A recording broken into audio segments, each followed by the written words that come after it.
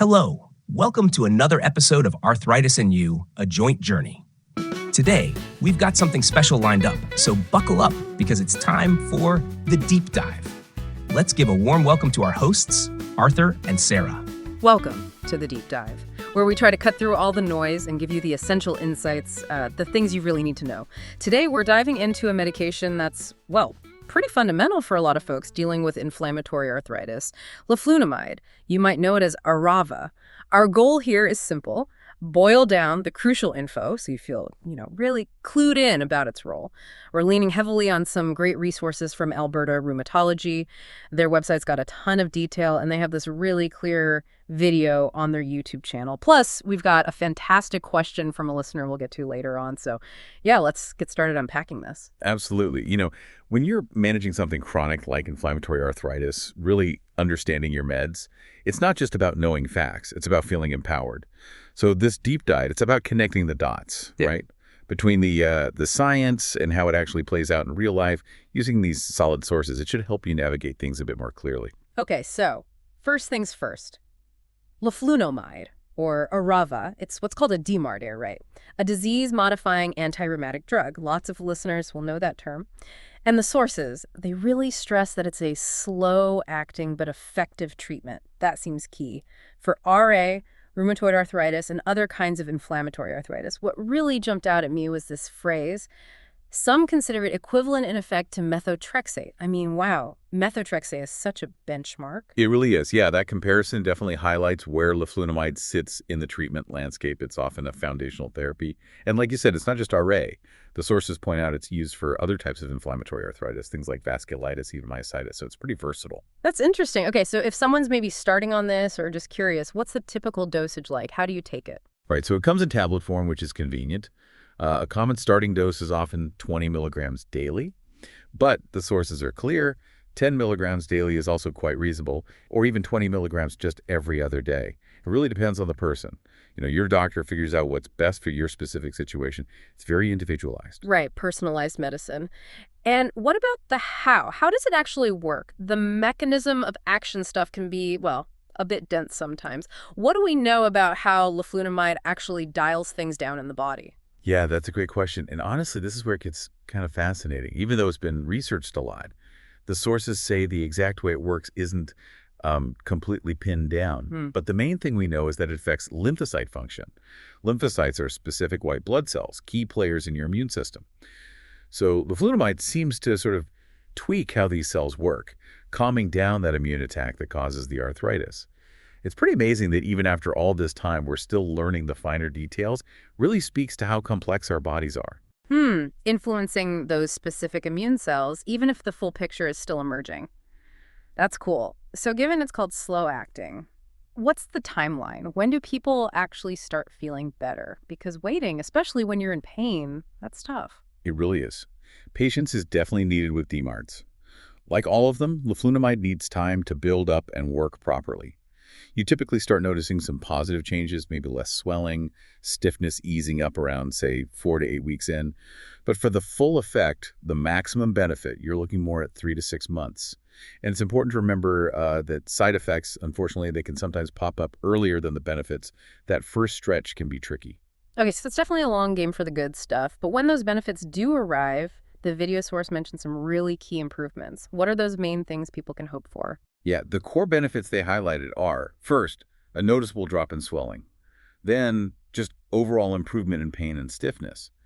And that directly translates to better day-to-day functioning, right? Just being able to do more. And maybe most importantly, long-term, it helps reduce that irreversible joint damage. That's always a major goal with inflammatory arthritis. Okay, that makes sense. But let's switch gears a bit. All meds have potential downsides. Leflunomide's no exception. The sources mention similarities to methotrexate in terms of side effects. Could you walk us through what people should be aware of, common things, less common things? Absolutely. Being aware is half the battle, really. Yeah. So let's break down what the sources mentioned. First up, GI upset, gastrointestinal issues. Yeah. And specifically, diarrhea can be a big one for some people. Pretty significant sometimes. If that happens, you really need to talk to your rheumatologist right away. They might adjust your dose or maybe stop it. Communication is just crucial there. Okay, so diarrhea is a key one to watch for. What else? Hair thinning. It's not super common, but if it does happen, it can be quite upsetting, understandably. Again, definitely something to bring up with your doctor. The YouTube source also mentioned fatigue. That seems pretty common, but usually not severe enough to stop the drug unless it's really impacting your life. Right. Then we get into some things that are less common, but need careful watching. Decreased blood counts. This is exactly why your rheumatologist gives you those blood work forms every month. And the key thing is, problems usually show up in the blood tests before you'd feel anything. So getting that blood work done regularly, it's your safety net. Really important. And definitely tell your doctor if you already have any blood cell issues beforehand. That makes sense. The monitoring is key. Yeah. And similarly, liver irritation, that's another thing. Watch closely with those monthly blood tests. Yeah. To help protect your liver, the sources strongly advise limiting alcohol. They suggest maybe 2 to 3 drinks per week, max. That's a practical step you can take. Good advice. What else is on the list? Possibility of increased blood pressure. So regular checks by your rheumatologist or your family doctor are important too. And finally, a small increased risk of infections, especially if you're also taking steroids. So just means being a bit more careful if you feel sick, and definitely call your doctor if you get a fever or think you have a serious infection starting. That's a really helpful rundown. Proactive monitoring, talking to your doctor sounds like the main themes. But there's one side effect, or rather, a major safety warning that the sources really underscore. It relates to pregnancy, and it's, well, quite profound. Yes, absolutely. This is probably the most critical safety point for leflunomide. There's a significant risk of miscarriage or birth defects. The guidance is incredibly clear. If you are taking leflunomide, you or your partner should not become pregnant. And here's why it's so critical. The drug stays in your system for a very, very long time. We're talking at least 1 to 2 years, even after you stop taking the pills. Wow, years. Years. So if pregnancy is something you're considering down the line, you absolutely must plan this with your rheumatologist way ahead of time. There's actually a special medication procedure, a washout, they have to use to actively clear the leflunomide from your system before you can safely try to conceive. It's non-negotiable, really. Needs careful planning. And also, mothers shouldn't breastfeed while on it because it can get into the breast milk. That is incredibly important information. That long time frame changes everything about planning.